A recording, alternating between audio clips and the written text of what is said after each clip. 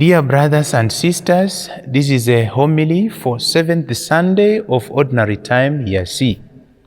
The message for this Sunday is to love your enemies in 3 ways.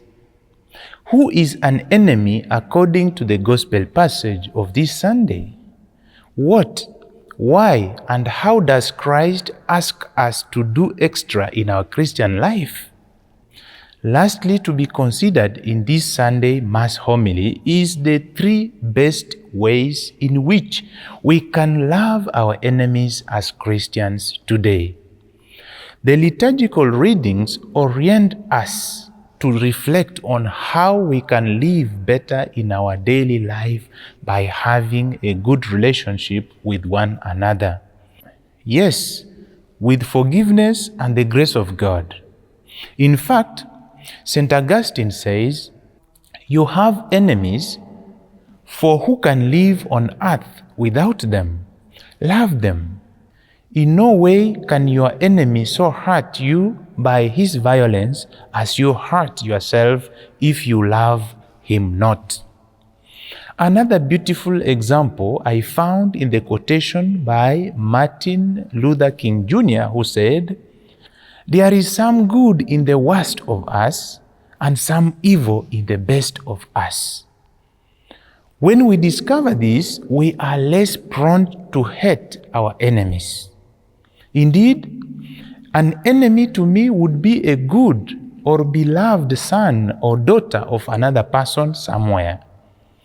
But one may ask, who is an enemy that Christ is talking of in the Gospel passage? Of course, there are 7 concrete indications of an enemy in the Gospel passage today, namely, the one who hates you, the one who curses you, the one who slaps you on your cheek, the one who takes your cloak, the one who asks you something and you don't give it to him, the one who steals from you, and lastly, the one that you treat badly. These concrete examples are also seen in our daily life today.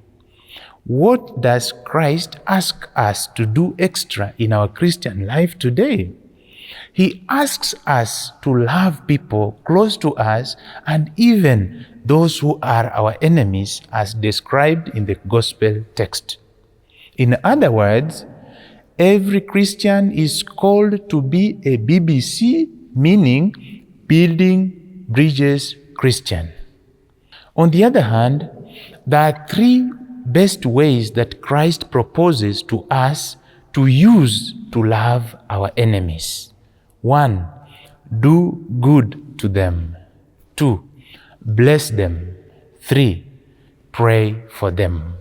Indeed, this is an invitation to action by doing good to our enemies and words by blessing them, even more so praying for them.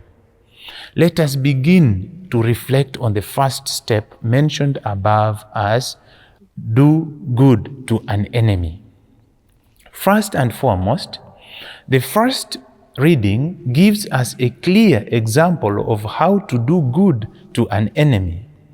There we find David and King Saul. After David had killed Goliath, King Saul hated David. However, one day, David and his nephew Abishai find King Saul asleep in the battlefield. Surprisingly, Abishai wanted to kill King Saul, but David stopped him, saying, "Do not kill."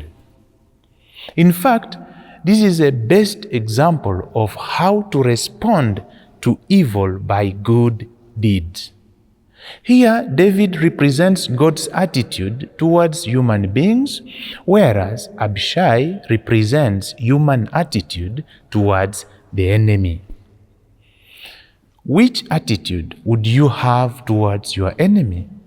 Essentially, the response of good to evil breaks the circuit of revenge in our life. Second, bless the enemy. When there is enmity between us and another person, Do we talk well of the person considered as an enemy? By the way, by the fact that we were created by the same God, in the absolute terms, enmity should not separate us. And that is why we are called to break the chain of enmity by building bridges, not of metals or sand, but of forgiveness. Yes, our different characters, our different personalities, and our different ways of thinking sometimes makes us to have enmity between us. But the truth of the matter is that there is more joy in forgiving than revenge. For instance, when the former South African president was released from prison, he said, "I forgive those who imprisoned me, because if I don't, even though I am out of prison, I will still imprison myself." Indeed, I find a lot of wisdom in this for us today. Let us forgive so as God will also forgive our sins. Third and finally, pray for the enemy. This is another way of inviting God's presence in our life to convert our hearts so as to accept, to forgive, and to bless those who wish us evil. Did Christ show us an example to pray for our enemies? Of course, yes. A very concrete example is when he was on the cross. He prayed for his executioners, saying, "Forgive them, Father, for they do not know what they are doing." Luke chapter 23, verse 34. Have you ever prayed for your enemies? Are you compassionate towards your enemy? A Christian is to seek reconciliation and forgiveness rather than revenge. Essentially, these are the three ways in which Christ is inviting us to concretely take so as to love our enemies. In addition, to love is not only to avoid doing evil to others, but rather to respond to evil by doing good to others.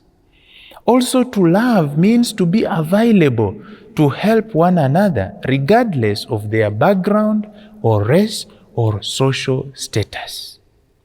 To conclude, on this Sunday of Ordinary Time 2022, Christ is calling on us to fight the evil that separates and destroys our relationships.